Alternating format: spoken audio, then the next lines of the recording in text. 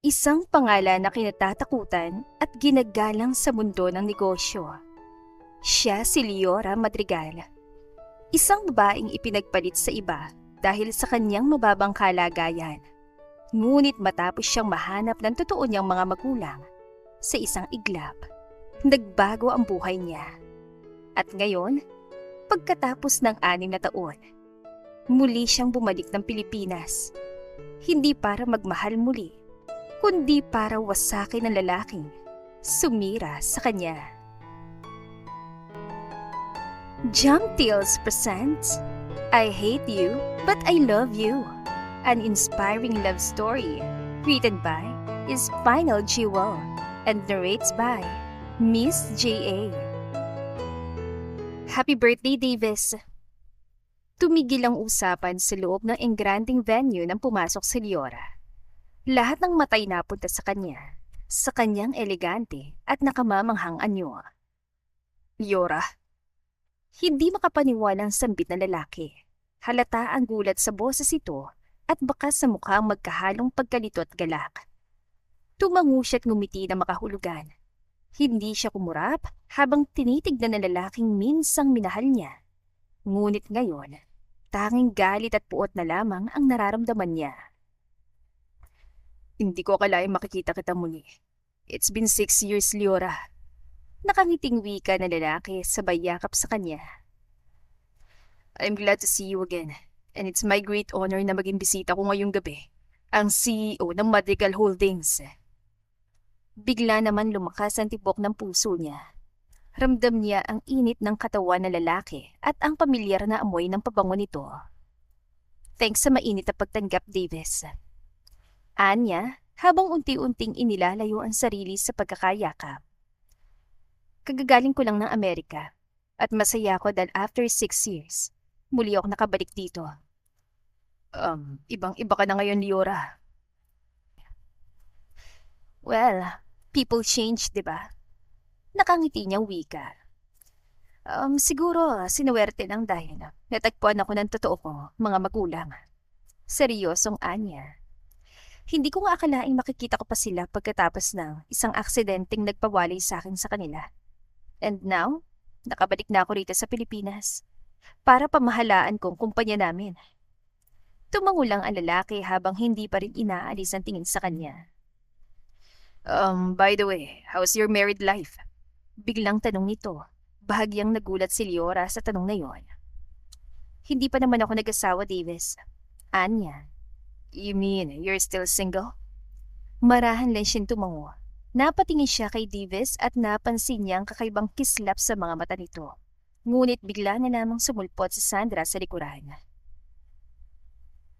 Davis, babe, nandito ka lang pala. Kanina pa kitang hinahanap. Mabilis na napalingon si Leora at agad na bumangon ng galit sa puso niya nang makilala niyang babaeng ipinalit ni Davis sa kanya noon. Hi, Sandra. Long time no see. Sinikap niyang maging kasyual ang pakikitungo niya. Inilihad niya ang kanyang kamay ngunit hindi yun tinanggap ng babae. Sa halip, inirapan lang siya nito. Davis, I thought ikinasal na kayong dalawa. Bigla niyang nasabi. Hindi naman maaaring madali ng bagay na yan, Leora. Seryosong tugon na lalaki. Hindi pa, pero malapit na. Mariing sabat ni Sandra habang lalo pa nitong pinulupot ang braso sa bewang ni Davis. Ilan sandali pa isang batang babae ang tumatakbo palapit sa kanila. Daddy! Masayang sigaw nito. Napatitig si Leora sa inosenteng mukha ng bata at minsan pa'y parang may kumurot sa puso niya. Naaalala niya ang anak niya. Kung buhay lang sana ito ngayon, marahil kasing laki na rin ito ng batang babae na nasa harap niya. Sabay silang nagdalang tao ni Sandra noon. Ngunit sa huli, ito pa rin ang pinili ni Davis habang siyang naiwan at nasaktan. Kylie, di ba sabi ko huwag mong dudumihan ang damit mo? Singhal ni Sandra sabay kurot ng bata sa tagiliran. Ang tigas talaga ng ulo mo. Aray po! Halos mangiyak-ngiyak na sambit ni Kylie. Hindi ko naman po sinasadyang madumihan ang damit ko, Mommy. Nakikipaglaro lang naman po ako sa ibang mga bata doon. Sandra, enough. Di naman tamang saktan mo ang bata. Suway naman ni Davis. Umirap lang ang babae saka bumuntong hininga. Ay, tayo na, babe. Kakausapin pa natin si Mr. Oliver tungkol sa business deal. Pag-iiba nito saka bumaling kay Kylie. At ikaw, huwag kang pasaway ha. Napayuko lang ang bata. Kylie anak, tawag ni Davis. Pakipaglaro ka muna sa mga kaibigan mo. Opo, Daddy. Liora, baling ng lalaki sa kanya. Excuse us. Isang pilit ng ngiti lang ang sinagot ng babae. Ngunit ang talikuran siya ng mga ito, agad nagdilim ang kanyang mga mata habang mariin niyang naikuyom ang kanyang dalawang kamay. Excuse me po, Ma'am Beauty. Untag ni Kylie. Bahagyang nagulat naman si Liora sa pagtawag ng bata sa kanya ng Mom Beauty. Hindi niya napansing naroon pa pala ito. May galit po ba kayo sa Daddy at Mommy ko? Tanong ulit ng bata. Iba po kasi kumakatingin kayo eh. Ha? Wala naman. Pagsisinungaling niya. Sandaling natahimik ang bata habang nakatingin sa kanya. Bakit? Tanong niya. Kylie, tama? Wala lang po. Naalala ko lang. Picture niyo po nakalagay na wallpaper sa phone ni Daddy. Bahagyang napakunot noo si Liora. Ha? Picture ko? Eh di ba ikakasal ng daddy mo sa mami mo? Biglang napairap ang bata. Sa totoo lang po, ayoko makasal sila. Bakit naman? Hindi ko po gusto si Mommy para kay Daddy kahit na Mommy ko siya. Para po kasing hindi niya ako anak eh. Bumangon ang kuryosidad sa puso ni Liora. Gusto pa sana niyang magtanong pero biglang tinawag si Kylie ni Sandra. Sige po, Ma'am Beauty, maiwan na po muna kita. Paalam ng bata saka nagmamadaling naglakad palayo. Nang mapag-isa na lamang siya, mataman siya napaisip sa sinabi ni Kylie. Napabuntong hininga siya. Bigla siyang nakaramdam ng awa sa bata. Hindi naman ito kasali sa galit niya para kay Davis, pero ayaw din naman niyang maunsyami ang plano niyang paghihiganti. I hate you, Davis. Tiimbagang naan niya sa sarili, lalo na nang sumagi sa isipan niya ang anak niyang namatay. Ikaw ang dahilan kung bakit nawalang anak ko. Kaya sisiguraduhin kong pagbabayaran mo lahat ng ginawa mo. Lumapit siya sa buffet table, kumuha ng alak at saka umupo sa isang upuang may perfect view ng kinaiinisan niyang tanawin. Pinagmamasdan niya si Davis habang naglalaro sa kanyang isipan ng plano. Nakuha niyang atensyon ng ibang mga lalaking naroon sa party, pero wala siyang ibang pakay, kundi si Davis lang. Ngayon, mapaglalaroan na rin kita. Buling-bulong niya sa sarili. At sa bawat ngiting nakikita mo ngayon sa labi ko, isa itong lason sa puso mo. Maya-maya pa'y naramdaman niyang papalapit sa kanya si Sandra. Excuse me. Bigla siyang nag-angat ng tingin at naka-cross arms habang nakasandal sa upuan. Yes? Bakit ka pa bumalik? Wika nito na bahagya pang nakataas ang isang kilay. Balak mo bang agawin ang fiancé ko? Hindi agad siya sumagot. Sa halip, sinipat niya ang babae, saka bahagyang umiti. Hindi ngiti ng tuwa, kundi ngiting nangaasar. Oh, I see. Don't tell me, nagsiselos ka. Sarkastikong wika niya. Ngumisi siya saka muling lumagok ng alak sa baso. Well, kung sasabihin kong oo, anong gagawin mo? Nang hahamon yan saad. To be honest, hindi ko siya agawin. Dahil originally, akin naman talaga siya eh. Sa ating dalawa, ikaw yung mga agaw. Kaya babawiin ko lang ang pagmamay-ari ko na. Nakita niya ang pagkulimlim na mukha ni Sandra. Huwag mong subukan at hindi mo kilala. Pagbabanta ng babae. Nasa ganon silang pag-uusap nang lumapit sa kanila si Davis. What's going on here? Tanong nito na makalapit. Babe. Malambing na sa Sandra saka pumulupot sa braso ng lalaki. Hindi ko gusto tong bisita mo eh. I guess, hindi naman siya invited rito. At sino may sabing hindi ako imbitado? Anya at tumingin sa lalaki. Inimbita ko siya, Sandra. Lihim siya natuwa sa sagot ni Davis. Hindi niya akalain na iyon ang sasabihin ng lalaki. In fact, hindi nito alam na pupunta siya at magkikita sila after 6 years. Sa isip niya, effective nga talaga ang pagpapaganda at pagpapasexy niya. At ang black maxi dress niya na talagang hapit na hapit sa kanyang katawan na may V-neckline at mahabang slit sa gilid. Ang panlaban niya ngayong gabi. Alam kasi niya na madaling naa-attract si Davis sa mga sexy at magandang babae, lalo na sa isang mayamang may pakinabang dito. Sabihan mo yung fiancé mo, Davis. Matigas sa sabi ni Liora. Hindi naman tama na pagbibintangan niya kung aagawin kita.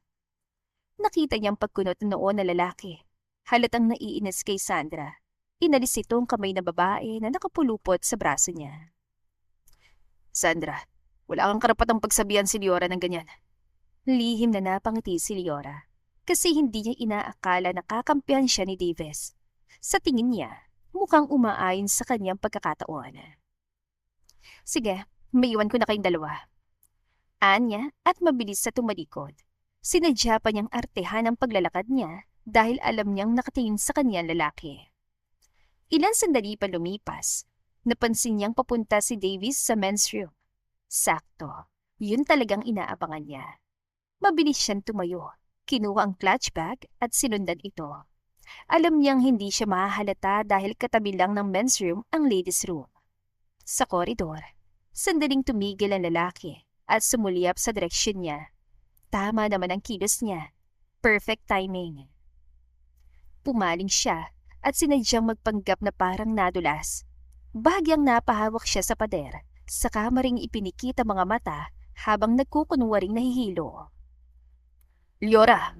Sambit na lalaki at mabilis na lumapit sa kanya para alalayan siya. Liora, are you okay? Halata sa boses ang pag-alala nito. Medyo nahihilo lang ako. Naparami yata ang nainom ko eh. Mahina niyang sagot. Pilit na pinalalambing ang boses at pinalalambot ang katawan para lalong mapaniwala si Davis na masama talaga pakiramdam niya. Agad siyang sinalo ng lalaki nang bahagyang nakatungo ang ulo niya. Liora, sambit ito halatang natataranta. Akala nito nawalan siya ng malay kaya gayon na lamang ang pag-aalala. Ganito si Davis noon sa kanya. Maalaga, maasikaso. Kaya nahulog ang loob niya rito. Akala niya, totoo ang pagmamahal nito sa kanya. Pero lahat ng yon ay pawang kasinungalingan lamang. Walang hiya ka, Davis. Dahil sa'yo namatay ang anak ko. Sigaw ng kanyang isip habang nakapikit ang kanyang mga mata. Naramdaman niyang binuwat siya ng lalaki kahit pa medyo nahihirapan ito dahil sa suot niyang gown. Dinala siya sa isa sa mga guest rooms malapit sa hallway ng event venue. Pagkapasok sa silid, maraan siyang inihiga ng lalaki sa sofa. Agad itong hinaplos sa noon niya. Liora, are you okay? Do you want me to call someone, doctor o driver mo? Dahan-dahan tumilat ang babae at ngumiti na matipid.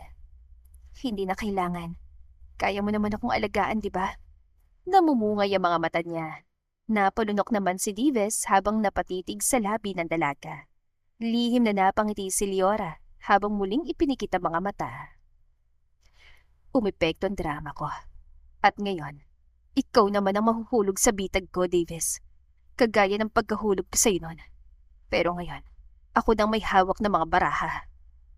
Muling sigaw ng kanyang isipan. Sure ka bang okay ka lang? Tanong muli na lalaki habang nakaupo sa tabi niya. Ramdam niyang kaba sa boses ito na halatang nag-aalangan. Bulong niya. Saka dahan-dahan dumilat at tumingin dito.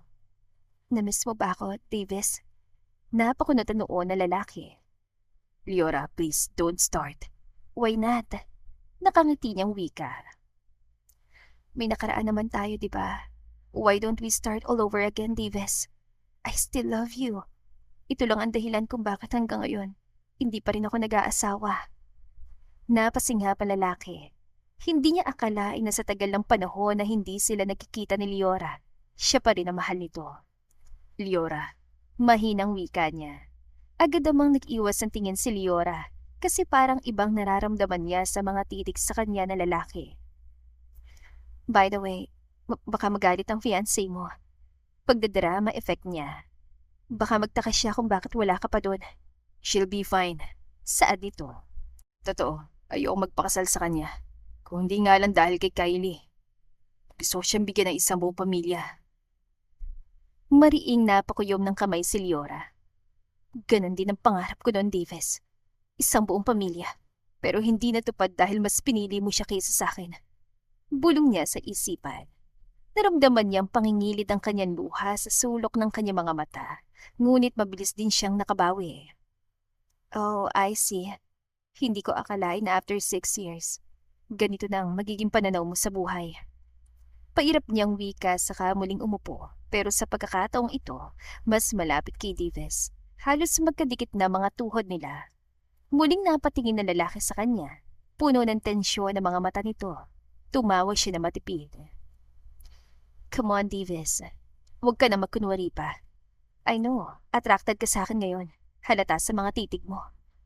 Liora, I guess nakainom ka lang.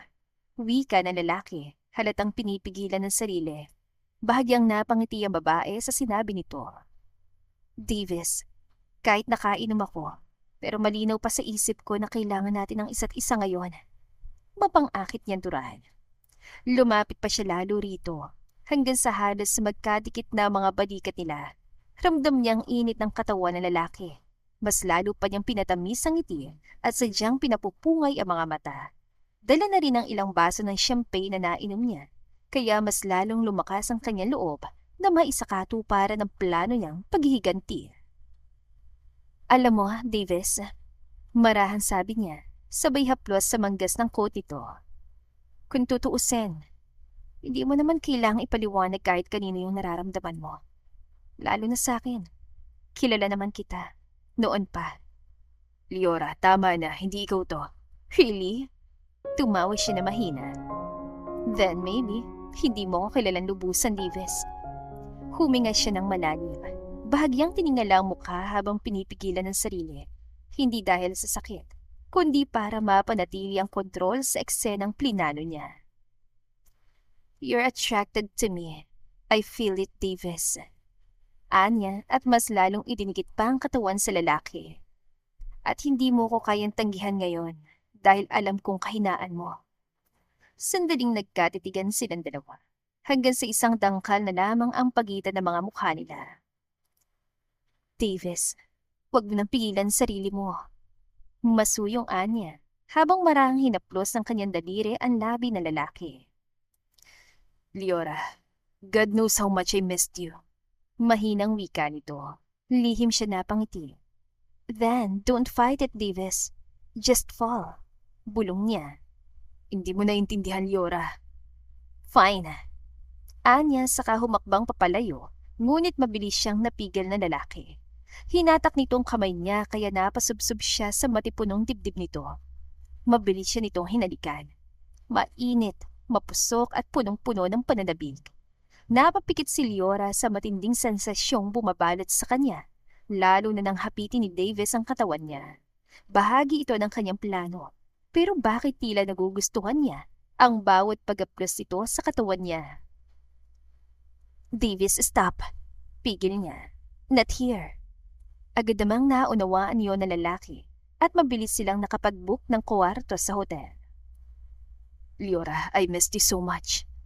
Mahinang sad ng lalaki nang makapasok na sila ng kwarto. Muli siyang nilunod ng mga halik nito na hindi niya alam kung bakit naman niya nagugustuhan. Pwede ba tayo magsimula ulit? Napatigil si Liora.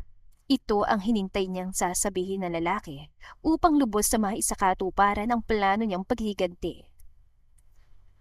Paano si Sandra? Di ba ikakasal na kayo? Malambing niyang wika habang masuyong hinaplos sa mukha nito. Hindi ko naman siya mahal. Pero siyang ina ni Kylie. She may be the mother of my child, pero hindi sapat na dahilan yun para pilitin ko sa sarili kong pakasalan siya kung wala naman akong pagmamahal sa kanya. Pwede ko namang sustentuhan ng bata. Wika ng lalaki saka marahang pinisil ang kamay niya. Liora, ngayon nagbalik ka na. Hindi na ako papayag na mawali ka pa sa akin. Nakahanda akong talikuran ng lahat para sa'yo. Sinungaling ka talaga, Davis. Himutok ng kanyang kalooban. Sinikap niyang pigilin na matinding galit sa puso niya bago muling nagsalita. Kaya mo bang iwan si Sandra para sa akin? Bulong niya sa tenga ng lalaki. Leora, mahal kita. Mula noon hanggang ngayon. Liar! Pagtutol ng kanyang isipan. Ngunit dahil ito ang plano niya, nagpaubaya siya ng muli siyang halikan na lalaki. Tinugon niya ang mga halik nito hanggang sa lubos niyang naipagkaloob ang kanyang sarili. Ngunit sa sandaling yon, habang unti-unting nilalamon ng emosyon ng kanilang mga katawan, isang bahagi ng puso niya ang tila kumirot habang bumabalik sa kanyang isipan ang mga sugat na nakaraan. Hindi ko kaya magpakasal sa iyo, Leora. Hindi kita mahal. Parang huminto ang mundo ni Leora nang marinig ang mga salitang yon mula sa taong akala niya totoo siyang mahal. Isang linggo na lang, ikakasal na sila ni Davis pero hindi niya akalaing biglang magbago ang damdamin nito sa kanya. Bakit? Nanginginig ang boses niya. Huwag mong gawin sa akin to, Davis. Please. Magkakaanak na tayo. Bumuhos ang masaganang luha sa kanyang mga mata, kasabay ng pagsusumamo niyang huwag siyang iwan ng lalaki, lalo na 3 buwan na siyang buntis. Ngunit sa kabila ng lahat, nanatili pa ring malamig ang ekspresyon nito. Hindi ako pwedeng magpakasal sa isang kwek-kwek vendor lang. Malamig dito ang sagot. Kailangan ko ng babaeng may pangalan. May kakayahan tumulong sa negosyo ko. At si Sandra yun. Parang paulit-ulit na sinasaksak ang puso niya sa bawat salitang naririnig niya. Pero paano magiging anak natin?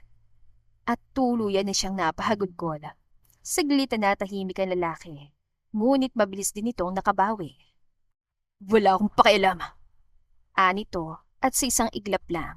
Tuluyan siya nitong iniwan at hindi na nilingon pa. Davis!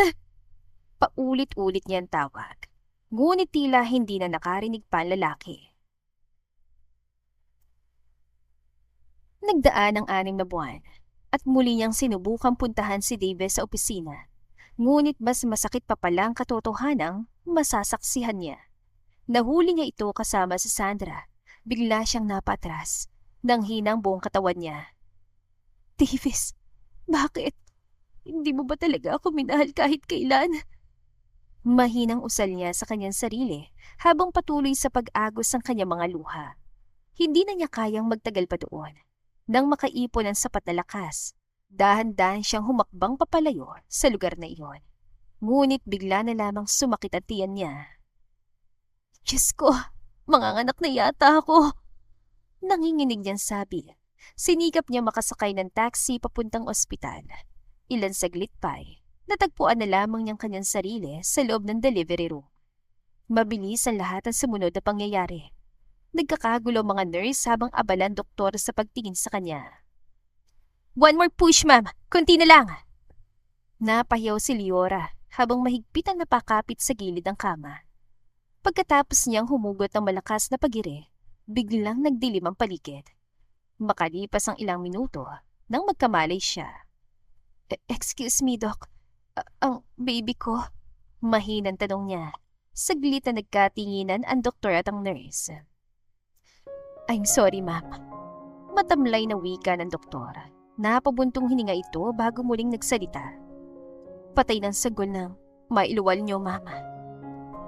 Isang malakas sa sigaw ang kumawala sa bibig ni Leora, kasabay ng pagbuhos ng matinding emosyon. Hindi totoo yan, Dok. Paumanhin po, ma'am. Nasaan siya? Gusto ko makita ang anak ko. Humahagulgol niyan sabi. May pupunta po ditong kaibigan niyo, ma'am. Tess daw ang pangalan. Siya na lang daw ang bahalang magpalibing sa sanggol. Baka mas lalo daw makakasama sa kalagayan niyo. Hindi. Diyos ko, anak ko. Mas lalong lumakas ang pag-iyak niya. Gumuho na lahat sa kanya. Wala nang natira.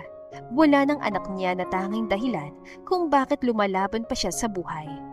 Napakuyom siya ng kamao, kasabay ng pagbangon ng matinding galit sa puso niya.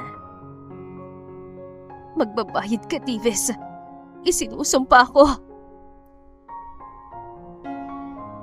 Matapos niyang makalabas ng ospital, hinanap niya si Tess. Pero wala na ito sa inuupahan nilang boarding house. Hindi na rin niya ito makontak at hindi niya alam kung bakit. Napapikit siya habang itinuong muli ang isip sa kasalukuyan. Agad siyang nagpahid ng luha. Napalingon siya kay Davis na mahimbing nang natutulog matapos ang kanilang pagniniig. Dahan-dahan siyang bumangon at nagbihis. First move unlocked. Nakangisi niyang wika kahit may luha ang mga mata niya. Muli niyang sinulyapan ang natutulog na lalaki bago siya tuluyang lumabas ng kwarto. Bumalik siya sa party venue na nasa second floor lang naman ng hotel. Ngunit nabigla siya nang marinig ang isang kalabog na parang may nababasag na isang bagay. Kasabay noon ay ang malakas sa pagsigaw. Kylie! Boses si Sandra ang narinig niya. Kahit kailan napaka-clumsy mo talagang bata ka! At kinaladkad sa tabi ang bata at pagkatapos pinalo ito ng 2 ulit. Mommy, tama na po! Naiiyak na saad ni Kylie. Bigla namang naawa si Leora sa bata, kaya lumapit siya at inawat ang babae. Excuse me, hindi tamang saktan mong anak mo dahil lang sa nakabasag siya ng baso. I'm sure naman hindi niya yung sinasadya. Saglit na napatigil si Kylie sa pag-iyak at tumingin sa kanya. Ma'am Beauty! Sambit ng bata saka tumakbo ito palapit sa kanya. Nagulat si Leora nang mahigpit siyang yakapin ng bata sa bewang na para bang matagal na silang magkakilala. At sino ka naman para makialam sa paraan ng pagpapalaki ko sa anak ko? Matigas na wika ni Sandra habang matalim na tumingin sa kanya. Mahinang napalunok si Leora ngunit hindi siya natinag. Hindi ako nakikialam, pero walang batang dapat sinasaktan dahil lang sa aksidente. Mas lalong napangiwi si Sandra. Aksidente? Alam mo ba kung magkanong nabasag niyang baso? Hindi mo alam ang buong pangyayari kaya huwag ka makialam. Kumapit naman ng mas mahigpit si Kylie sa kanyang kamay. Hindi ko po talaga sinasadya, Ma'am Beauty. Nadulas po kasi ako. Naramdaman ni Leora ang bagyang paninikip ng kanyang dibdib. Hindi niya maintindihan kung bakit parang may kung anong humihila sa kanya para protektahan ang bata. Dahan-dahan siya yumuko upang pantayan ang taas nito. Okay lang, nangyayari talagang aksidente. Ngumiti siya at pinunasan ng luha sa magkabilang pisngi ng bata. Ngunit bago pa siya muling makapagsalita, may isang malalim at malamig na boses ang umalingaw-ngaw sa kanilang likuran. What's going on here? Sabay-sabay silang napalingon. Naroon si Davis. Nakatayo ito sa dulo ng hallway habang seryoso ang mukha. Daddy! Sigaw ni Kylie habang patakbo nitong sinalubong ang ama. Muli na namang bumangon ang galit sa puso ni Leora nang makita niya lalaki. Hindi niya akalaing magigising ito, gayong mahimbing naman itong natutulog kanina matapos na may mangyari sa kanila. Sandaling nagtagpo ang kanilang mga mata, ngunit mabilis din siyang umiwas. Pagkatapos, walang lingon-likod siyang tumalikod. Samantala, umiiyak na yumakap si Kylie sa daddy niya. Bakit anak? Mommy hit me! Pagsusumbong nito habang patuloy sa pag-iyak. Agad na nagdilim ang mukha ni Davis. Marahan niyang pinunasan ng luha sa pisngi ng anak bago ito binuhat. Hindi mo dapat sinasaktan ng anak mo, Sandra. Mariing wika na lalaki. Davis, nakasagasa kasi siya ng tray at nakabasag ng mamahaling wine glass. Pinagsasabihan ko lang siya. Hindi po totoo! Mabilis sa tanggi ng bata. Accident lang po talaga yun! Napasingap si Sandra. Kylie! Ngunit isang malamig na tingin lang mula kay Davis ang nagpatahimik sa babae. Natahimik ang paligid at natigilan ng iilang mga bisitang nakasaksi sa eksena. Samantala, palayo na sana si Leora nang marinig niya ang sumunod na sinabi ni Kylie. Daddy, si Ma'am Beauty po ang tumulong sa akin. Napahinto si Leora sa paglalakad. Naramdaman niya ang pagtitig ni Davis sa kanyang likuran. Leora, bahagyang kumuyom ang kanyang kamao. Ayaw niya itong harapin. Ngunit wala siya nagawa nang marinig niya mga yabag nitong papalapit. Thank you for helping my daughter. Nanatili siya nakatalikod. Ngunit ang maisip niyang plano niyang paghiganti, sinikap niyang kontrolin ang sarili, saka dahan-dahang humarap sa lalaki. It's okay, Davis. Nakangiti. Miss J.A. here. Magtatanong lang po ako sandali kung kumusta ang iyong experience sa pakikinig. Huwag kalimutang mag-share ng iyong salubin o damdamin sa ating kwento, ha? At syempre, shoutout din po kina Lindin Lamesa from Dubai, UAE, Eden Carillo, Norilyn Amakin, Emma Adam, at Arlene Tablo. Sa mga gusto rin pong ma-shoutout, comment lang po kayo sa ating comment section kung tagisan kayo at kung anong inyong naging damdamin sa ating kwento. Salamat! Kinabukasan sa opisina ni Davis, habang abala siya sa kanyang ginagawa, bigla na lamang siya napatigil nang sumagi sa isip niya si Leora at ang nangyari sa kanila kagabi. Inabot niya ang cellphone at tinawagan ng babae. Hello, Leora. Can we meet tonight? Agad na tanong niya. Marahan tumawa si Leora sa kabilang linya. Miss me already, Davis? Nagkita pa tayo kagabi, di ba? Gusto ko lang makasama ka at makabawi sa mga panahong nawalay tayo sa isa't isa. Kung hindi nga lang paghihiganti ang pakay niya, marahil ay kinilig na siya sa sinabi ng lalaki. Hanggat hindi mo pa hinihiwalayan si Sandra, hindi tayo maaari magkita, Davis. Ayokong dalawa kami sa buhay mo. Okay, ayusin ko to, Leora. Wika ng lalaki. Matapos ang tawag, napaisip ng malalim si Davis. Maya-maya, tinawagan niya sa telepono si Sandra. Ilan sandali ang lumipas, dumating sa opisina ang babae. Love? Malambing na wika nito at akmang hahalikan si Davis, ngunit mabilis na nakaiwas ng lalaki. Sandra, panimula niyang sabi. Kaya kita gusto makausap dahil gusto kong maging malinaw sa atin ang lahat. Alam mo naman, from the start na wala talaga akong nararamdaman para sa'yo. I've told you it's always been Leora. At ngayon, nagbalik na siya. Biglang lumabig ang ekspresyon ng babae. At ngayon nagbalik na siya. Ulit itong sabi. Ano, Davis? Makikipaghiwalay ka na sa akin? Ganun ba? Sandaling natahimik ang lalaki. I'm sorry, Sandra. Pero mas mabuting huwag na natin ituloy ito. Davis, may anak tayo. Di ba gusto mo mabigyan siya ng isang buong pamilya? Napabuntong hininga ang lalaki. Hindi ko pa babayaan si Kylie. Anak ko siya at mananatili akong ama niya. Pero hindi sapat ang pagkakaroon natin ng anak para pilitin ang isang relasyon na wala namang pagmamahal. Damn it! Galit na wika ng babae. Ganun lang ba yung kadali ha, Davis? Bakit?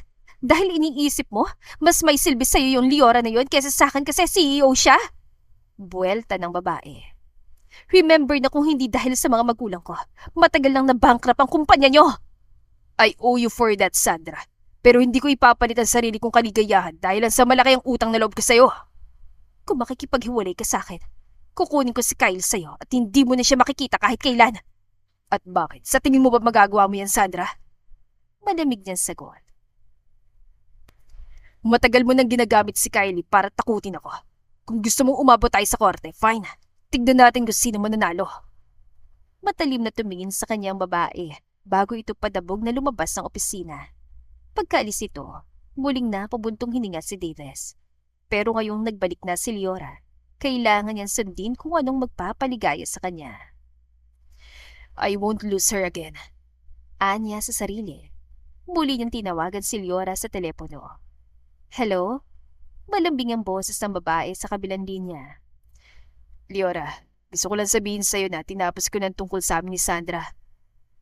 Mabilis pa sa 4:00. Bulong ng babae sa isipan sabay napangiti. Ganun ba? Hindi ka man lang ba nagsisisi, Davis? Hindi naman. Actually, matagal ko nang gustong gawin yun. Kaso dahil sa anak ko, kaya hindi ko magawang hiwalayan siya. Napakunot noo ang babae. Ganun ba? Pero bakit ngayon naglakas loob ka ng tapusin ang relasyon niyong dalawa? Sinadya niyang itanong yon kahit sa loob-loob niya, alam na niyang sagot. Dahil gusto kong maging masaya sa piling mo, Leora. Gusto kong bumuo ng pamilya na kasama ka. Sandaling natahimik si Leora sa kabilang linya. Parang huminto ang mundo niya sa narinig. Pamilya. Iyon ang salitang minsan niyang pinangarap at siya ring nawasak. Ngunit mabilis niyang kinontrol ang sarili. Hindi siya pwedeng magpatalo sa emosyon. Hindi kailanman. Pamilya? Marahan niyang ulit. Sigurado ka ba sa sinasabi mo, Davis? Oo naman. Diretso ang sagot ito. Leora, gusto kong makabawi sa'yo. Gusto kong maging masaya sa piling mo. Napangisi na mapayat si Leora. Itama? Huli na, Davis! Sigaw ng isip niya. Kaya mo bang patunayan yung sinasabi mo? Tanong niya at sinadya pa niyang palambingin ng boses. Kahit bukas sa bukas din kung papayag ka, magpapakasal tayo, Liora. Sandaling natahimik ang babae. Saka na lang natin pag-usapan ng tungkol sa bagay na yan, Davis.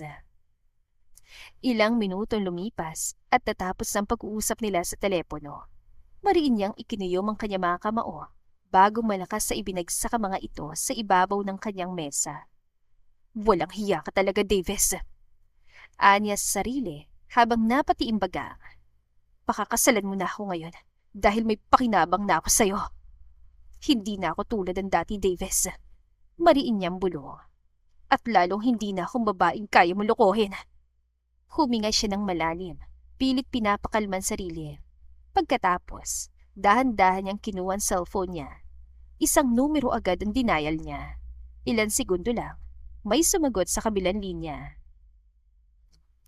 Yes, ma'am. Agad nagbago ang tono ng boses si Liora. Mula sa pagiging emosyonal, naging malamig at kontrolado. I want you to start acquiring shares. Saglit na katahimikan sa kabilang linya. Isang kumpanya po, ma'am. Sandaling tumingin si Liora sa glass window ng kanyang opisina. Nakikita niya ang skyline ng lungsod at sa isip niya, malinaw ang target. Da Silva Corporation. Gaano karami, ma'am? Bahagyang umiti si Liora, ngiting mapanganib. Enough para magkaroon tayo ng kontrol. Understood, ma'am. Pero hindi po madali yon. Karamihan ng shares ay hawak ng pamilya nila at ng mga investors. Then, be creative. Malamig niyang sagot. Bumili ka sa mga minor shareholders. Offer them double, kahit triple kung kinakailangan. Saglit siyang tumigil bago muling nagsalita. At siguraduhin mo hindi nila malalaman na ako ang nasa likod nito. Yes, ma'am. I will handle it. Ibinaba niyang tawag. Hindi sapat ang sirain ka sa emosyon, Davis. Bulong niya habang dahan-dahang naupo sa swivel chair. Gusto kong makita kang bumagsak sa mismong mundong pinili mo kesa sa akin. Marahan niyang pinihit ang swivel chair at humarap sa mesa. Kinuha niyang isang folder. May nakasulat na, Da Silva Corp Confidential. Dahan-dahan niya itong binuksan. Punong-puno ng impormasyon. Financial records, weaknesses, connections, lahat. Unti-unti, mahina niyang sabi, hanggang sa wala nang matira sa'yo. Ilan sandali ang lumipas at tumunog ang cellphone niya. Napangiti siya na mag-flash screen ang number ni Davis. Hello? Malambing niyang wika. Hello, Liora. Can we have dinner tonight? Bahagyang napangisa si Liora. Ang bilis mo naman, Davis. Dinner? Kunwari nag-aalangan siya. Bakit naman? I just want to spend time with you. Kahit tonight lang, dito sa bahay. Sandaling katahimikan, kunwari nag-iisip. Ngunit sa totoo lang, bahagi ito ng laro niya. Fine. Sagot niya sa huli. I'll pick you up. No need. I'll go on my own. Ibinaba niya ang tawag at agad na sumilay ang isang malamig na ngiti sa kanyang labi. Mas lalo kang mahuhulog, Davis. Pagsapit ng 7:00 ng gabi, huminto ang itim na kotse ni Liora sa harap ng bahay ni Davis. Muli na naman sumikip ang dibdib niya nang maalala ang unang beses na tumapak siya sa lugar na yon, na yun din ang kauna-unahang pagkakataong ibinigay niya ang sarili sa lalaki. Humugot siya ng malalim na hininga bago tuluyang bumaba. Pagkapasok niya sa loob, agad siyang sinalubong ng isang kasambahay. Good evening po, ma'am. Nasa dining na po sila. Wika nito at iginiya papunta sa hapag. Bahagya siyang umiti. Thank you. Tahimik siyang naglakad papunta sa dining hall. At pagpasok niya doon, agad na napatingin sa kanya si Davis. Saka ito tumayo. I'm glad you came. Nakangiti nitong sabi saka inalalayan siya makaupo. Hello po, Ma'am Beauty! Natutuwang bati ni Kylie. Hello, Kylie. Nakangiting bati rin niya habang napatitig sa inosenteng mukha ng bata. Tayo lang ba yun nandito? I mean, akala ko dito nakatira si Sandra. No, binibisita lang niya dito si Kylie. Sagot naman ni Davis. O siya, kain na tayo. Saglit na nagkaroon ng katahimikan at ang tanging maririnig lang ay ang tunog ng mga kubyertos. Maya-maya, biglang nagsalita si Kylie. Alam niyo po, Ma'am Beauty, bagay na bagay po kayo ni Daddy. Biglang napaubo si Leora sa kanya narinig. Agad niyang inabot ang baso ng juice at uminom. Ganun ba, anak? Nakangiting si Adi Davis. Kung ganun, okay lang sa'yo kung magpapakasal kaming dalawa. Hindi maintindihan ni Leora ang nararamdaman niya. Yes po! Masiglang sagot ng bata. Kasi sa tingin ko po mabait si Ma'am Beauty. Sana siya na lang po yung mami ko. Bahagyang pinamulahan ng mukha si Leora sa huling sinabi ni Kylie. Ngunit nang muli na naman sumagi sa isipan ang nangyari sa anak niya. 6 na taon ang nakalipas. Muli na namang bumangon ang galit sa puso niya. Ngunit mabilis niya rin iyong naitago. Oh, really, Kylie? Ngumiti siya ng pilit. Mas gusto mo ako kaysa sa sarili mong mami? Opo, Painosenteng sagot ng bata. kasi alam ko naman po na love ka po talaga ni Daddy eh. Nakita ko palagi niyang kinakausap ang picture mo sa cellphone niya. Mas lalong pinamulahan ng mukha ang babae. Uy, si Daddy namumula! Panunokso ng bata. Natigilan si Leora. Nagtagpo ang mga mata nila ni Davis. Sa loob ng ilang segundo, tila nawalan lahat ng ingay sa paligid at naghari ang katahimikan. Ngunit bigla yung binasag ng matigas na boses sa likuran. Hindi ako papayag na ganun lang kadali yun, Davis. Malakas na wika ni Sandra habang papalapit ito sa hapag. Lahat sila'y nagulat sa biglang pagsulpot ng babae. Sandra, anong ginagawa mo rito? Tanong na lalaki. Kung talaga makikipaghiwalay ka na sa akin, pues kukunin ko sa yung anak ko. Mariingsad ulit ni Sandra sabay hila sa braso ni Kylie. Sumama ka sa akin ngayon din! At mas lalo pang hinigpitan nito ang paghawak sa braso ng bata. Narinig ang mahinang pagdaing ni Kylie. Mommy, nasasaktan po ako! Agad na tumayo si Davis at mariing hinawakan ang pulsuhan ni Sandra. Sandra, bitawan mo siya! Hindi! Sigaw nito habang nanilisik ang mga mata. Ano ko siya? Wala kang karapatang pigilan ako. At baka nakakalimutan mo, Davis, kung bakit ko pinayagan si Kylie na tumira dito dahil yun sa sinabi mong magpapakasal tayo. Sandra, kahit kailan hindi ko sinabi sa iyo yun, alam mo hindi kita mahal. Mariing wika ni Davis. Si Leora lang mahal ko. Napakuyumang kamao ni Leora habang nakikinig sa sinasabi ng lalaki. Hindi niya maintindihan kung bakit may kung anong kumikirot sa dibdib niya. Dapat ay wala na siyang pakialam. Dapat ay wala ng epekto sa kanya ang bawat salitang lumalabas sa bibig ni Davis. Ngunit tila pinaglalaroan siya ng sariling damdamin. Napailing siya at pilit na itinaboy ang mga alaalang gustong bumalik. Samantala, mas lalo pang hinigpitan ni Sandra ang pagkakahawa kay Kylie, kaya napangiwi ang bata sa sakit. Aray ko po, Mommy! Naiiyak na wika nito. Daddy! Bitawan mo siya, Sandra! Mariing utos si Davis at pinilipit ang braso ng babae, kaya nakawala si Kylie.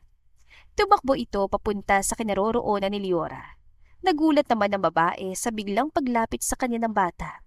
Iyak ng iyak ito habang sinusubsob ang mukha sa bewang niya. Ma'am Beauty, dito po ako sa inyo. Ayoko po kay Mommy. Sinasaktan niya ako kapag wala si Daddy. Pagsusumbong ng bata. Bigla namang kumunot ang noo ni Davis at lumuhod ito sa harap ni Kylie upang magpantay ang kanilang paningin. Kylie, anak, ano sinasabi mong sinasaktan ka ng mami mo? Patuloy sa paghikbi ang bata at pagkatapos ipinalis nitong manggas ang damit at pinakitang kanyang braso. What happened to this? Gulat na tanong ni Davis. Napatingin si Davis sa namumulang marka sa braso ng anak. Malinaw na bakas iyon ng mahigpit na pagkakahawak. Unti-unting nagdilim ang kanyang mukha. Si Mommy po. Hikbing sagot ng bata. Kapag nagagalit po siya, kinukurat po niya po ako. Minsan po sinasampal niya rin ako. What? Hindi makapaniwalang sambit ni Davis. Dahan-dahan niyang hinaplos ang namabagang braso ng anak. Why didn't you tell me? Napayuko si Kylie. Kasi po, sinabi ni Mommy na kapag nagsumbong ako, hindi ko na raw po kayo makikita. Napalunok ang lalaki. Parang may malaking batong dumagan sa dibdib niya. Bigla niyang naalala ang mga pagkakataong umiiyak si Kylie kapag sinusundo niya ito kay Sandra. Inakala niyang normal lamang na hinahanap siya ng anak. Hindi niya naisip na may mas malalim pa palang dahilan. Samantala, nanlaki ang mga mata ni Sandra. Ngunit baka sa mukha nito ang takot. Hindi, nagsisinungaling lang siya. Agad siyang lumapit sa anak. Kylie, bakit ka nagsisinungaling sa daddy mo, ha? Kaya bata-bata mo pa, gumagawa ka na ng kwento. Takot na patras ang bata at lalo pang yumakap kay Leora habang patuloy sa pag-iyak. Nagsisinungaling! Ba't ka, Mami? Naramdaman ni Leo ang pinig ng munting katawan ni Kylie. Hindi niya namalayang automatiko niyang niyakap ang bata upang protektahan ito. Sandra, tama na! Huwag ka makialam! Galit na itinuro ni Sandra si Leora. Ikaw ang dahilan kung bakit nagkakaganitong anak ko. Sinusulsulan mo siya! Damn it, Sandra! Galit na wika ni Davis. Hindi marunong magsinungaling si Kylie at pinaniniwalaan ko siya. Napatras si Sandra. Davis, pakinggan mo muna ako. Napalunok ang babae. Minsan ko lang naman siyang napapalo. Pasaway kasi siya. Isang malakas na kalabog ang umilingaw-ngaw sa dining hall nang biglang ihampas si Davis ang kamay niya sa mesa. Napasingap si Leora. Maging si Kylie ay napayakap ng mahigpit sa kanya.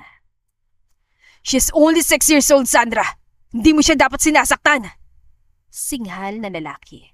Nanginginig ang panga nito habang pilit pinipigilan ng sariling emosyon. Now get out! Hindi mo makukuha sa akin si Kylie kahit magkaharap pa tayo sa korte. At hindi lang yon, kakasuhan kita ng child abuse. Pwes, hindi kita uurungan, Davis. Anak ko si Kylie kaya sa akin siya mapupunta. Tandaan mo yan. Mariing sa Sandra, saka nagmamadaling umalis ng bahay. Patuloy pa rin sa pag-iyak si Kylie kaya napaluhod si Leora at sinikap itong aluin. Hindi naman niya maintindihan ang nararamdaman niya sa mga sandaling yun. Sobra siyang naaawa sa bata. Ngunit kailangan niyang pigilan ang damdamin niya at baka makahadlang pa sa plano niyang paghiganti kay Davis. Ilang araw ang mabilis na lumipas. Isang gabi habang kumakain sila sa isang exclusive na restaurant. Leora, I can't wait any longer to spend the rest of my life with you. Wika ng lalaki. Saka ito lumuhod sa harap niya at may dinukot na maliit na box sa bulsa ng jacket ito. Sana hindi pa huli ang lahat para sa ating dalawa, Leora. Hindi nakapagsalita ang babae. Biglang kumabog ng malakas ang dibdib niya dahil sa hindi inaasahang marriage proposal ni Davis. Sandaling nag-isip siya. Ito nga palang hinihintay niyang pagkakataon para lubusang maisakatuparan ang plano niyang paghiganti. Oo naman, Davis. Nakangiti niyang wika. Magpapakasal ako sa'yo. Thank you, Leora. I promise, this time wala na makakahadlang pa sa kasal natin. Masayang saad na lalaki at sinuot ang singsing sa daliri niya. Mahal na mahal kita, Leora. Lihim siya napairap. Mahal? Napakasinungaling mo talaga, Davis. Pulong niya sa isipan. Ilang minuto lumipas, biglang tumunog ang cellphone ni Davis. Excuse me, Leora. It's my assistant. Marahan lang tumango si Leora habang umiinom ng latest wine. Hello? Sa kabilang linya, halatang tensyonadong assistant. Sir, may problema po sa kumpanya. Unti-unting nawala ang ngiti sa mukha ni Davis. What happened? Sir, maraming stakeholders pong biglang nag-pull out ng shares nila. Sunod-sunod po, lumalaki ang impact sa market value ng The Silva Corporation. What? Dahan-dahang ibinaba ni Davis ang kutsara. How many? Mariing tanong niya. More than expected, sir. And it's still ongoing. May rumor po na may coordinated buyout attack. Damn it! Napakuyom si Davis ng kamay sa ilalim ng mesa. Samantalang lihim namang natutuwa si Leora. Tiyak niyan tungkol sa pag-pull out ng shares ang ibinalita ng assistant na lalaki. I want a full report, now! Malamig na utas ito. Yes, sir. Matapos maibaba ang tawag. Davis, mahina akong tawag ni Leora. Are you okay? Napatingin si Davis sa kanya, baka sa matinding tensyon sa mukha. I need to handle this. Tumango si Leora, kunwari nag-aalala. Maybe I can help. Mahinang sabi niya. I still have some connections from abroad. If it's a liquidity issue or investors pulling out, I can try to reach out. Napatingin sa kanya lalaki. Thank you, but I can handle this. Ayong pati ikaw magkaproblema dito. Lihim lang na napairap si Leora. Hindi na siya kailanman magtitiwala pa sa kahit anong sasabihin sa kanya ni Davis. Basta'y itutuloy niyang plano, paghihiganti dito. Isang buwan ang lumipas at dumating ang araw na pinakahihintay na lahat, na puno ng mga prominenteng negosyante, media at malalapit na kaibigan ang marangyang simbahan. Nakatayo si Davis sa harapan ng altar. Suot ang isang puting toksido, baka sa kanyang mukha ang pananabik. Sa kabilang dulo naman ay dahan-dahang bumukas ang malaking pinto. Lumitaw si Leora suot ang isang napakagandang wedding gown. Lahat ay napahanga sa kanyang pagdating. Unti-unti siyang naglakad patungo sa altar. You look so beautiful. Nakangiting wika ni Davis nang makalapit siya. Ngunit hindi siya ngumiti. Sa halip, malamig lamang niyang tinignan ng lalaki. Maya-maya pa, sinimula ng seremonya. At nang dumating sa sandali ng panunumpa, Leora Madrigal, do you take Davis da Silva to be your lawful husband? Nagkaroon ng katahimikan. Lahat ay naghihintay sa kanyang sagot. Dahan-dahang itinaas si Leora ang mikropono at nagsalita. No. Napasinghap ang lahat. Namutla si Davis. Leora. Mabagal niyang hinubad ang wedding ring sa kanyang daliri at inihulog iyon sa paanan ng lalaki. Hindi ako nandito para pakasalan ka. Tumitig siya ng diretsyo sa mga mata nito. Nandito ako para ipatikim sa'yo ang sakit na ipinadama mo sa akin noon. Nagkagulong buong simbahan. Sunod-sunod ang pag-flash ng mga kamera. Hindi makapaniwala ang lahat sa kanilang narinig. What are you talking about? Napatawa si Leora. Isang mapait at malamig na tawa. Akala mo ba, pinatawad na kita? Umiling siya. Hindi, Davis. Pinaghandaan kong araw na ito. Unti-unti siyang lumingon sa mga bisita. Sa loob ng isang buwan, habang iniisip mong mahal pa kita, bahagya siyang umiti. Unti-unti ko namang winawasak ang lahat ng pinaghirapan mo. Biglang naniga si Davis sa kanyang kinatatayuan. Naalala niya ang nangyari sa kumpanya niya. Ang sunod-sunod na pagkawala ng investors, ang pagbagsak ng stocks, ang mga kontratang biglang nakansela. Nanlaki ang kanyang mga mata. It was you. Tumango si Leora. Yes. Nabigla si Davis sa mga revelasyon. But why, Leora? Halos pabulong na tanong niya. Gumagaralgal ang kanyang boses. Tila hirap tanggapin ang nangyari. Maya-maya, mapait nang umiti si Leora. Bakit? Ulit niya habang matalim na tumingin kay Davis. May lakas ka pa talagang itanong sa akin yan? Unti-unting namuo ang mga luha sa kanyang mga mata. Pinilit niyang pigilan yon, ngunit hindi niya nagawa. Isa-isang pumatak ang mga iyon sa kanyang pisngi. Sabihin mo nga sa akin, Davis. Nanginginig ang kanyang tinig. Naalala mo pa ba ang araw na tinalikuran mo ko? Na mas pinili mong ibang babae kesa sa akin? Napayuko si Davis. Hindi siya makapagsalita. Araw-araw kong pinangarap ang magiging buhay natin, Davis. Tuluyan ang napahikbi si Leora. Pinangarap kong maging asawa mo, na bumuo tayo ng pamilya at sabay nating palakihin ang anak natin. Napapikit siya. Parang bawat alaala ay isang kutsilyong muling bumabaon sa kanyang puso. Pagmulat niya ng mga mata, diretso siyang tumingin kay Davis. Pero anong ginawa mo? Sandaling natahimik ang buong simbahan. Tanging ang hikbi lamang niyang maririnig. Sinabi mo hindi mo kayang pakasalan ng isang babaeng nagtitinda lang ng kwek-kwek. Na wala akong maitutulong sa negosyo mo. Napabigat lang ako sa buhay mo. Kaya mo ako pinagpalit kay Sandra. Mariin niyang pinunasan ang kanyang mga luha. Ngunit patuloy pa rin ang pag-agos ng mga iyon. At alam mo ba dahil sa ginawa mo? Namatay ang anak natin, Davis. Bahagyang nanginig ang kanyang labi. Kaya kinasusuklaman kita! Pagkatapos niyang sabihin yon, patakbo siyang lumabas ang simbahan. Parang tumigil ang oras at hindi makakilos si Davis sa kanyang kinatatayuan. Paulit-ulit na umuugong sa kanyang isipan ang mga huling salitang binitiwan ni Leora. Namatay ang anak natin. Kinasusuklaban kita. Parang may humigpit sa kanyang dibdib hanggang sa halos hindi na siya makahinga. No. Mahina niyang bulong. Napailing siya ng paulit-ulit. Hindi niya maalalang sinabi niya mga salitang iyon kay Leora. Hindi niya maalalang iniwan niya ito at lalong hindi niya maalalang buntis pala ito. Ngunit ang pagluha ni Leora, ang sakit na nakita niya sa mga mata nito, hindi yun kayang pikiin. Bigla siya natauhan. Leora! Patakbo siya lumabas ng simbahan. Ngunit pagdating niya sa labas, nakita na lamang niyang kotse ng babae na mabilis na umalis.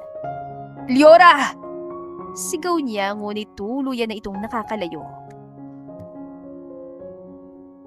Sa loob ng kotse, patuloy sa pag-agos sa mga luha ni Leora. Tapos na. Mariin niyang ipinikit ang kanyang mga mata. Isang mapait na ngiti ang sumilay sa kanyang mga labi. Amanos na tayo, Davis. Ngunit sa halip na maibsa ng bigat sa kanyang dibdib, mas lalo lamang itong sumikip. Akala niya, kapag dumating ang araw na may paghihiganti niya lahat ng sakit na dinanas niya, magiging payapa na siya. Ngunit bakit parang siya pa rin ang talunan?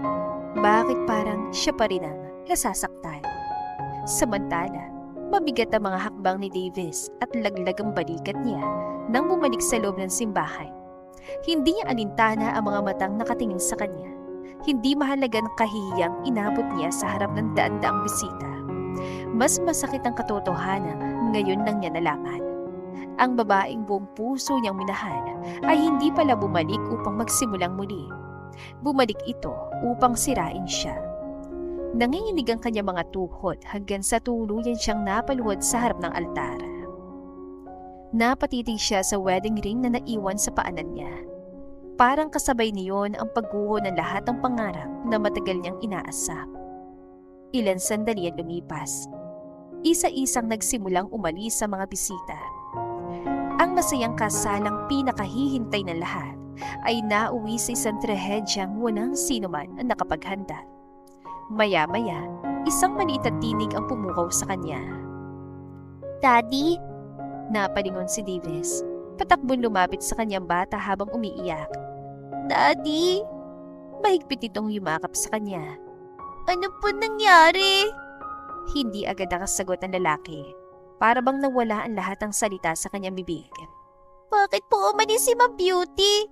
At bakit galit na galit po siya sa inyo, Daddy? Unti-unting namasa mga mata ni Davis. Mahigpit niyang niyakap ang anak na para bang iyon na lamang ang natitirang lakas niya. Daddy? Humagulgol ng bata. Ayoko po nakikita kitang umiiyak, Daddy. Napapikit si Davis. Isang luha ang tahimik na gumuhit sa kanyang pisngi. Hindi na po babalik si Ma'am Beauty, Daddy. Hindi ko alam, anak. Halos hindi na lumalabas ang kanyang boses. Sobrang napakabigat ng kanyang nararamdaman dahil hindi niya maintindihan kung bakit gano'n na lamang ang pagkamuhi sa kanya ng babaeng mahal niya. Lumipas sa mga araw, buo ng pasya ni Leora na babalik na ng Amerika.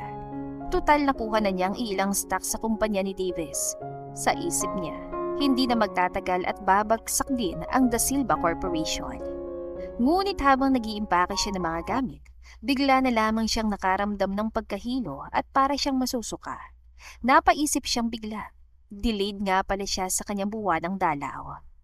No, hindi maaari. Anya sa sarili. Kinakabahan siya sa posibilidad na nagdadalang tao siya. Isang beses lang naman na may nangyari sa kanila ni Davis. At safe siya noong mga panahong yon kaya imposibleng buntis siya. Dali-dali siyang nagtungo sa pharmacy upang bumili ng PT. Habang naghahanap siya ng bibilhin, may isang pamilyar na boses ang tumawag sa kanya. Ma'am Leora? Napalingon siya. Nanlaki ang mga mata niya na makita ang matagal ng butler ng pamilya Da Silva. Manong Ernesto? Ngumiti ang matanda. Kayo po pala, Manong. Opo, ma'am. Hindi po tayo nagkausap nung nagpunta po kayo sa bahay ni Sir Davis. Bahagya siyang umiti bilang paggalak. Napatingin na matanda sa hawak niyang piti. Mabilis naman niya itong inilagay sa clutch bag niya.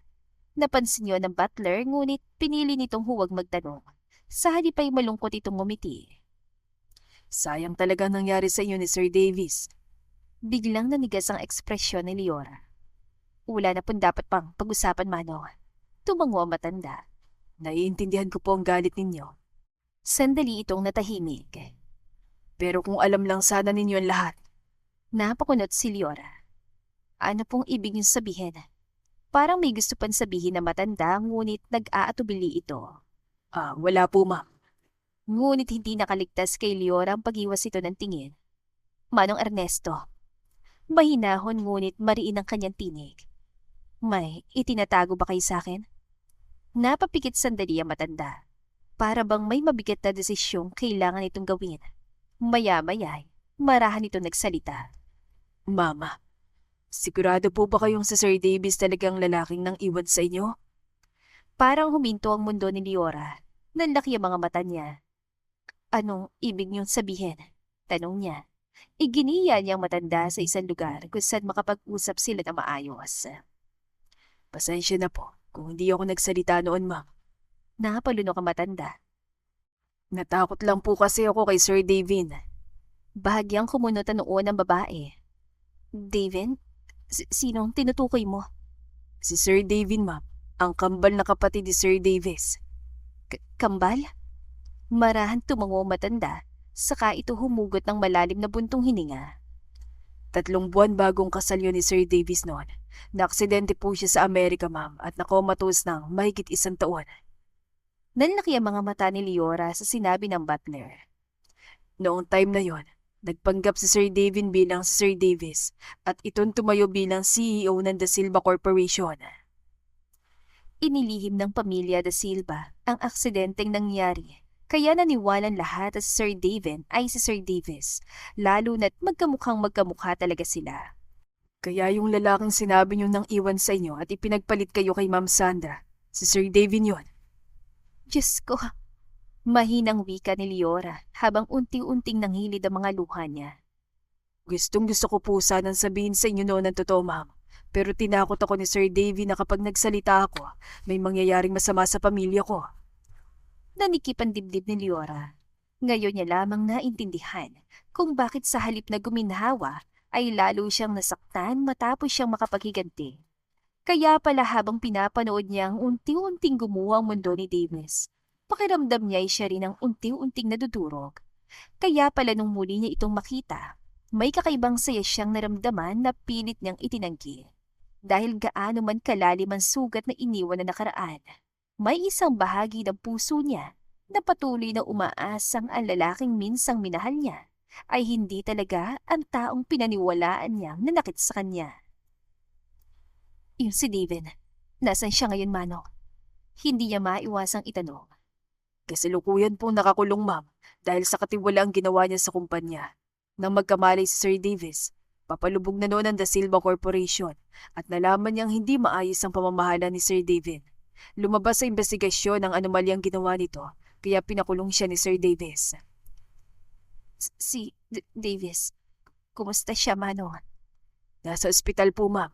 Kaya ako nga binibili itong gamot na reseta ng doktor. Ano nangyari sa kanya, Manong? Nagkasakit po, ma'am. Mula nung iwan niyo siya sa simbahan, pinabayaan niya ang kanyang sarili. Bumagsak ang luha sa mga mata ni Leora. Diyos ko, Davis. Hindi niya mapigilang mapahikbi. Pupuntahan ko po siya, Manong. Marahan tumango ang butler at maya-maya pa'y sabay nilang binaybay ang daan papunta ng ospital. Kylie, mahinang tawag niya nang makitang bata sa tapat ng pinto ng kwarto ni Davis. Ma'am Beauty, Biglang napaiyak si Kylie. may sakit po si Daddy. Bakit niyo po kasi siya iniwan, Ma'am Beauty?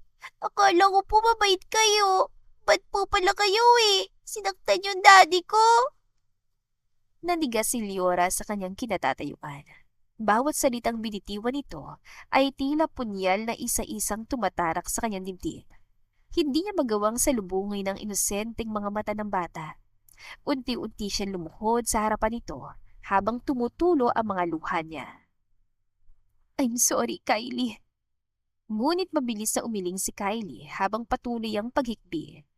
Hindi po sapat ang sorry. Mahigpit itong niyakap ang stop toy na hawak. Simula po nung umalis kayo sa simbahan, hindi na po kumakain si Daddy. Lagi na lamang po siyang umiinom.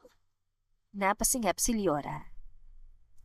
Palagi po siya nakatingin sa picture niyo habang umiiyak. Hindi na napigilan pa ni Liora ang mapahikbi. Tapos po kagabi, bigla na lamang siyang inimatay. Umiiyak na wika ng bata. Napahawak si Liora sa kanyang dibdib. Hindi niya akalaing umabot sa ganoon ang paghihiganti niya. Sa isip niya, nasuklian na niya ang lahat ng sakit. Ngunit ngayon, siya naman ang unti-unting dinudurog ng konsensya. Dahan-dahan niyang hinawakan ng maliliit na kamay ni Kylie. I'm really sorry, Kylie. Mahina niyang bulong. Hindi ko ginustong mangyari to. Napayakap sa kanyang bata habang umiiyak. Please, Ma'am Beauty, huwag niyo pong iwan si Daddy. Tuluyan ang humagulgol si Liora. Mahigpit niyang niyakap ang bata. Hindi ko na iiwan ang daddy mo, Kylie. Pangako. Maya-maya, bumukas ang pinto ng silid. Lumabas ang doktor habang inaalis ang face mask nito. Magkahawak kamay nila itong sinalubong. Ma'am, kayo po ba si Miss Liora? Marahan tumango ang babae. Ako nga po, Dok. Huminga ng malalim ang doktor. Nagkaroon po ng panic-induced cardiac episode si Mr. Davis. At habang wala siyang malay, paulit-ulit niyang binabanggit ang pangalan niyo. Nanginginig ang buong katawan ni Liora. Kasabay noon ay ang pagdilim ng kanyang paningin. Ilan sandali ang lumipas na magkamalay siya. Nasa loob na siya ng klinik ng ospital. Ma'am Beauty, salamat po nagising na kayo. Boses si Kylie ang narinig niyang nagsasalita. Ano nangyari? Anya habang ibinaling ang tingin sa doktor na tumingin sa kanya. Wala naman dapat na alalahanin, ma'am. Dala lang po yan ang pagbubuntis niyo. Bahagyang nanlaki ang mga mata ni Liora sa sinabi ng doktor. Buntis ako? Marahan tumango ang doktor saka ngumiti sa kanya. Yes, ma'am. Congratulations. Yay! Biglang napatalon sa tuwa ang bata. Alam ko po na si Daddy ang ama ng baby niyo, Ma'am Beauty. Kaya may baby brother na ako or baby sister, di ba po? Sandaling natahimik si Liora. Iniisip niya kung ano pang mukhang maihaharap niya kay Davis matapos niya itong iwan sa simbahan at pagkatapos niyang bilhin ang major stock sa kumpanya nito. Gising na po si Daddy, Ma'am Beauty, kaya pwede niyo na po siyang puntahan sa room niya. Nag-aalangan si Liora, pero sa huli, pinili pa rin niyang harapin na lalaki. Mabigat ang bawat hakbang patungo sa silid ni Davis. Hindi niya alam kung ano ang sasabihin. Hindi niya rin alam kung paano siya magsisimula.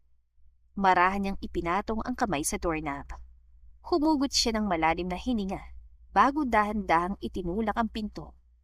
Pagpasok niya sa loob ng silid, bumungad sa kanya ang maputlang mukha ni Davis. May nakakabit pa ring dextro sa kaliwang kamay nito. Nang marinig na lalaki ang pagbukas ng pinto, dahan-dahan itong napalingon. Nagtagpo ang kanilang mga mata. Pareho silang natahimik. Walang gustong maunang magsalita. Ilang sandali pa lumipas bago bahagyang ngumiti si Davis. Isang ngiting puno ng pagod at pangungulila. Akala ko, hindi ka na darating. Parang may kumurot sa puso ni Liora. Mabagal siyang lumapit sa kama, ngunit nanatili siya nakatayo sa gilid nito. Mahigpit niyang pinag-cruise ang kanyang mga kamay upang maitago ang panginginig. Kumusta ka na? Bahagyang natawa si Davis, ngunit halatang pilit lamang yun. Mukha pa akong okay. Hindi nakasagot si Liora. Mariing napayuko na lamang siya. Muli na naman naghari ang katahimikan. Hanggang si Davis na rin ang unang pumasag nito. I'm sorry. Napakunot noo ang babae. Bakit ka humihingi ng tawad? Alam ko na lahat, Davis. Sinabi na sa akin ni Manong Ernesto. Tumingin si Davis sa kanya, bakas sa mga mata ang lungkot. Nasaktan ka dahil sa akin, Liora. Gumagaralgal ang boses ng lalaki. Kung ano man ang nangyari noon, kahit hindi man ako ang may gawa, alam kong totoong sakit na dinanas mo. Napangiti na mapait si Liora. Kaya patawarin mo ko. Hindi na nakayanan pa ni Liora at tuluyan na siyang bumigay. Parang gumuho ang lahat ng pader na 6 na taon niyang itinayo sa paligid ng kanyang puso. Sunod-sunod ang pagpatak ng kanyang mga luha. Nanginginig ang kanyang buong katawan. Sa isang igla, mabilis siyang lumapit at mahigpitan niyakap si Davis. Para bang natatakot siyang muli itong mawala. Ako ang dapat humingi ng tawad. Halos hindi na maunawaan ang kanyang mga salita sa sobrang pag-iyak. Akala ko, ikaw ang sumira sa buhay ko. Mas lalo siya napahagulgol. Hindi ko alam na may kambal ka. Mahigpit niyang ikiniyom ang hospital gown ni Davis. 6 na taon kitang kinamuhian. 6 na taon kitang sinisi. 6 na taon kong ipinagdasal na maranasan mo rin ang sakit na dinanas ko. Kaya sinira ko ang buhay mo. Pinahiya kita sa harap ng lahat. Plinano kong pabagsakin ang kumpanya mo. Napapikit siya. Lalo siya napaiyak. At nang malaman kong hindi pala ikaw, pakiramdam ko, napakasama akong tao. Dahan-dahang itinaas si Davis ang kanyang mga kamay. Sa kabila ng panghihina ng kanyang katawan, marahan niyang niyakap pabalik ang babae. Para bang gusto niyang burahin ang lahat ng sakit na pareho nilang pinagdaanan. Shh! Marahan niyang hinaplos ang muhok nito. Di kita sinisisi. May kasalanan din ako sa'yo. Nagkaanak kami ni Sandra. But I swear, hindi kita niloko, Liora. Hindi ko lang alam kung paano may nangyari sa amin. Basta na lang yung sinabi na may nangyari daw sa amin nung minsang malasing ako bago ang aksidente. Hindi ko naman matandaan yun. Pero matapos kong maipa-DNA si Kylie, doon na ako naniwalang anak ko nga siya. Umiling si Liora. Nangyari na lahat, Davis. Napabuntong hininga lalaki. May mga luha na ring namuo sa kanyang mga mata. Wala nang masasakit pa sa pinagdaanan mo ng Liora. Kaya patawarin mo ko at hindi ko kayo naprotektahan ng anak natin. Alam mo nung magising ako sa koma. Pagpapatuloy ni Davis, bahagya siya napangiti, ngunit bakas pa rin ang lungkot. Ikaw agad ang hinanap ko. Napatingin siya kay Liora. Ang akala ko, naghihintay ka pa rin sa akin. Pero sinabi ni Davy na iniwan mo na raw ako. Na napagod ka na maghintay at may iba ka na raw mahala. Napakuyom siya ng kamao. At naniwala ko. Tumulo ang luha sa pisngi ng lalaki. Hindi ko alam na sa mga panahon yun, siya palang nagpanggap na ako. Mahigpit na hinawakan ni Liora ang mukha ni Davis. Punong-puno ng pagsisisi ang kanyang mga mata. 6 na taon. Mahina niyang sabit. 6 na taon tayong ninakawan ng kaligayahan. Nagtagpo ang kanilang mga noo. Pareho silang umiiyak. Pareho silang nasaktan. Pareho silang naging biktima ng iisang kasinungalingan. Bumuhos ang matinding emosyon sa pagitan nila, lalo na nang ipagtapat ni Liora ang tungkol sa pagbubuntis niya. Yumina, magkakaanak na tayo? Natutuwang sambit ni Davis. Marahan tumango ang babae. Muli niyang niyakap si Davis at kinintialan ng halik sa noo. Ngunit bigla na lamang naudlot ang masayang sandali na yon nang pumasok si Manong Ernesto at ibinalitang nawawala si Kylie. What? Gulat ang sambit ni Davis, saka nito pinilit at tumayo. Davis, mahina ka pa. Ang mabuti pa ay humingi tayo ng tulong sa mga pulis. Nag-aalalang saad niya. Maya-maya lang, nagring ang telepono ni Davis. Agad naman niya itong sinagot. Hello bro. Wika ng lalaki sa kabilang linya. Nasa akin ang anak mo. Agad namang nakilala ni Davis ang boses na yon. Walang hiya ka, David. Paano ka nakalabas ng kulungan? Nang marinig ni Liora na si David ang kausap ni Davis, agad niyang kinuha ang telepono. Walang hiya ka, David. Sinira mong buhay ko. Tumawa lang ang lalaki. Well, kasalanan mo rin naman yun, Liora. Dahil hindi mo inalam ang katotohanan. Now, kung ako sa'yo, pagsabihan mo yung kapatid ko na pumunta agad dito. Bago pa may mangyaring masama sa anak niya. Pagkatapos sasabihin yon ng lalaki, agad na nitong ibinaba ang telepono. Hindi na sila nag-aksaya pa ng panahon at kahit mahina pa si Davis, hindi niya kayang pabayaan ang anak niya. Magkasama nilang tinunto ni Leora ang address na ibinigay matapos humingi ng tulong sa mga pulis. Halos isang oras silang bumiyahe hanggang marating nila ang isang lumang warehouse sa gilid ng pantalan. Madilim ang paligid. Tanging iilang ilaw lamang ang nagbibigay liwanag sa abandonadong gusali. Napangunot noo si Davis. Ito na yung lugar. Napalunok si Leora. Hindi niya maipaliwanag ang kaba na unti-unting bumabalot sa kanyang dibdib. Pakiramdam niya, may masamang mangyayari. Biglang narinig nila ang mahinang hikbi ng isang bata mula sa loob. Daddy! Nanlaki ang mga mata ni Davis. Kylie! Patakbo siyang pumasok sa warehouse habang sumusunod naman sa kanya si Leora. Pagpasok nila, bumungad sa kanila si Kylie, nakatali sa isang upuan.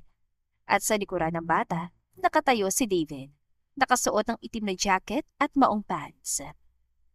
Daddy! Ma'am Beauty! Umiiyak na sigaw ng bata.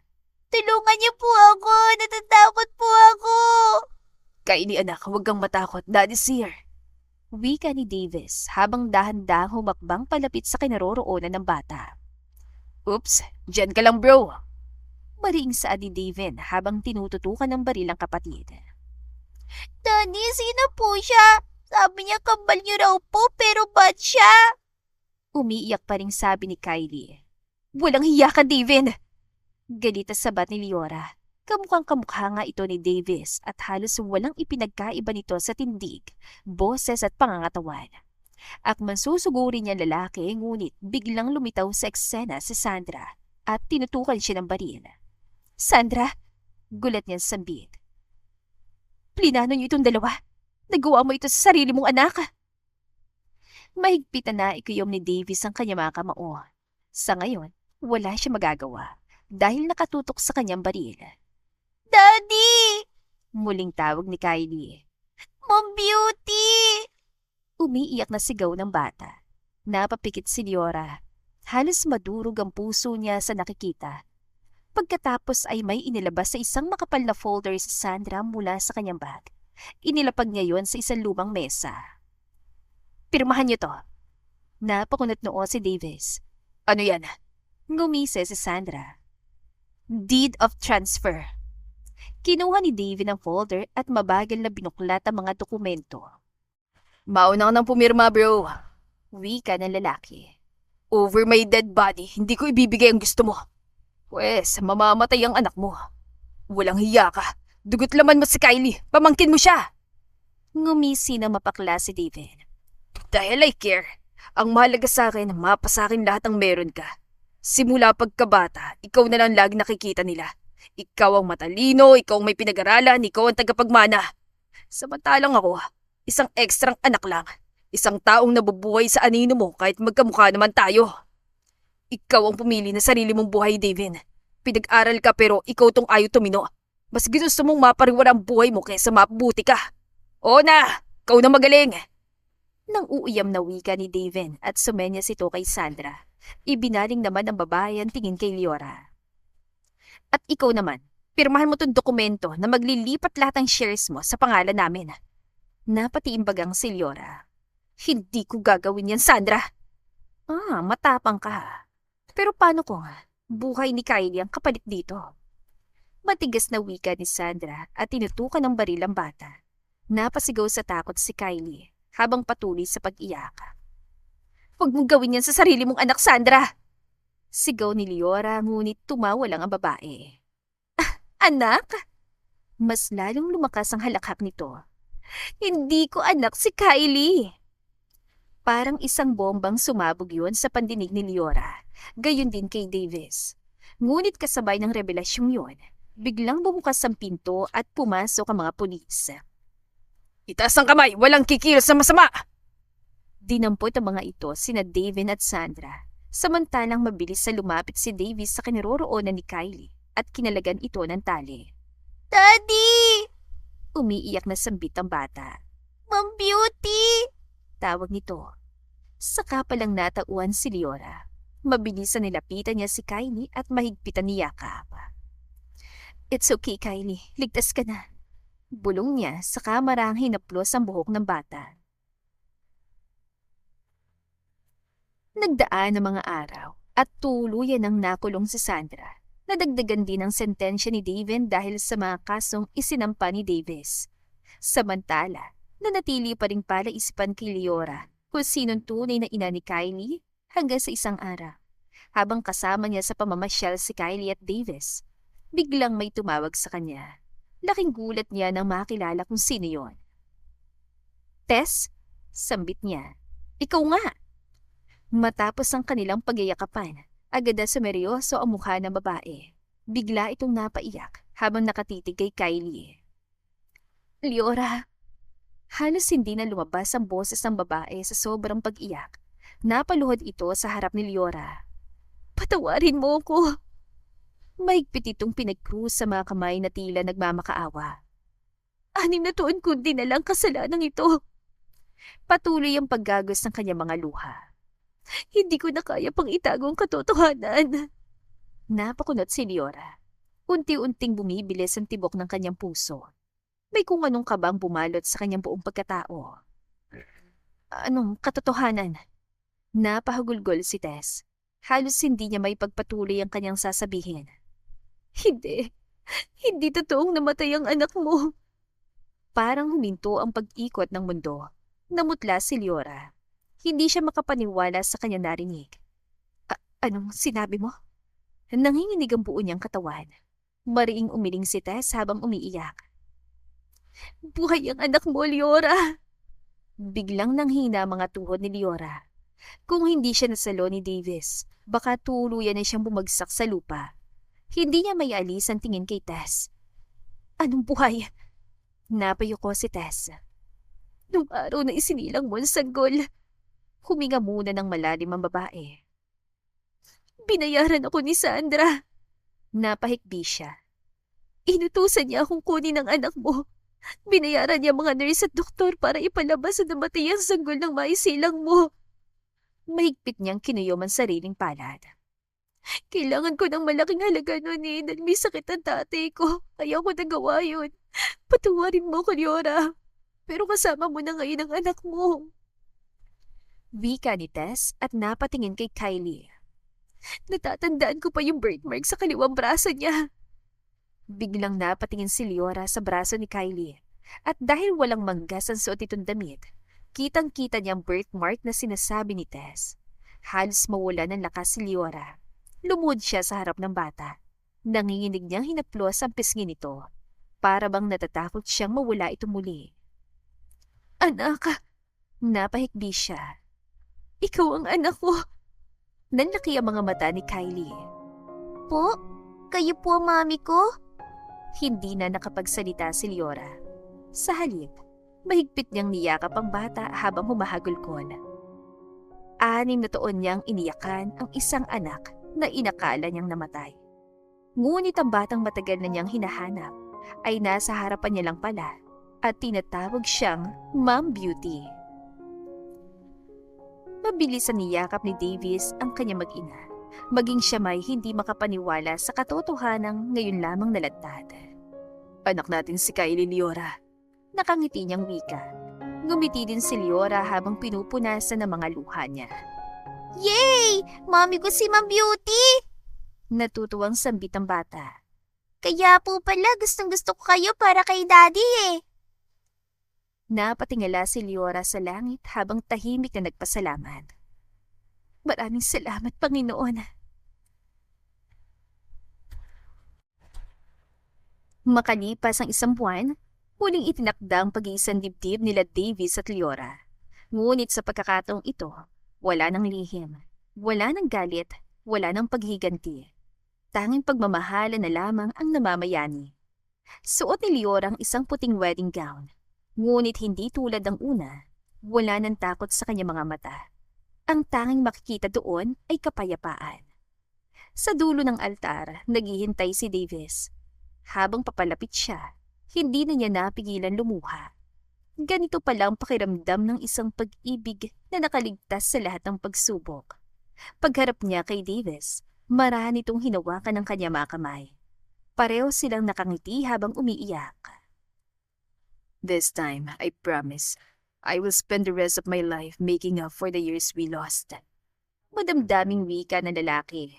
Marahan tumango si Leora. Hindi niya mapigilang mapaluha dahil sa labis sa kaligayahan. At nang dumating ang pinakahinihintay na sandali. "Do you, Davis da Silva, take Leora Madrigal as your lawful wife?" Ngumiti si Davis. Hindi man lamang ito nag-atubili. "I do." Napangiti ang lahat. Lumipat ang tingin ng pari kay Leora. "Do you, Leora, take Davis da Silva as your lawful husband?" Napatingin muna si Leora sa kanilang anak, si Kylie. Nakasuot ito ng puting bestida at isa sa mga flower girls. Masaya itong kumakaway sa kanilang dalawa. Napangiti si Leora. Pagkatapos, tumingin siya kay Davis. Sa lalaking minsan niyang minahal, kinamuhian, at pinili niyang mahalin habang buhay. "I do." Nagiyawan ng lahat ng bisita. "By the authority vested in me, I now pronounce you husband and wife." Ngumiti ang pari. "You may now kiss your bride." Marahang hinawakan ni Davis sa mukha ni Leora. Tila ba natatakot pa rin siyang mawala ito. At sa harap ng kanilang pamilya, mga kaibigan at ng Diyos, marahan niya itong hinalikan. Nagpalakpakan ng lahat. Kasabay noon ay mabilis sa tumakbo si Kylie papunta sa kanila. Group hug! Natawan lahat. Sabay-sabay nilang niyakap ang isa't isa. Makalipas ang ilang buwan, isinilang ni Leora ang isang malusog na sanggol na lalaki. Nang buhati ni Davis ang kanilang anak, napaluha siya. Hindi dahil sa sakit, kundi dahil sa wakas. Nabigyan na rin sila ng pagkakataong mabuhay bilang pamilyang matagal nang ipinagkait sa kanila. Ang tunay na pag-ibig ay hindi nasusukat sa dami ng pagsubok na pinagdaanan, kundi sa tapang na magpatawad, sa lakas na muling magtiwala, at sa pananalig na kahit gano'ng kadilim ang nakaraan, may liwanag na naghihintay para sa mga pusong hindi sumusukong magmahal. At bago po ako tuluyang magpaalam, shoutout muna po kina Marita Bobis, Ofeya 1721, Maria Elena Gabato, Ayesa Urban, at Mariam Binag. Maraming salamat po sa inyong walang sawang pagsuporta at patuloy na pakikinig sa aming channel, ang Jam Tales Story. To God be the highest glory. Hanggang sa muli, paalam!